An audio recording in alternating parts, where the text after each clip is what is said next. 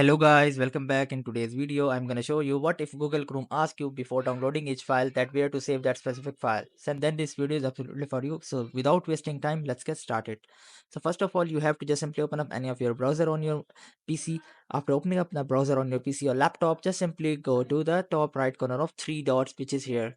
So after tapping on these three dots, now what you have to do is just simply go to this settings section which is here.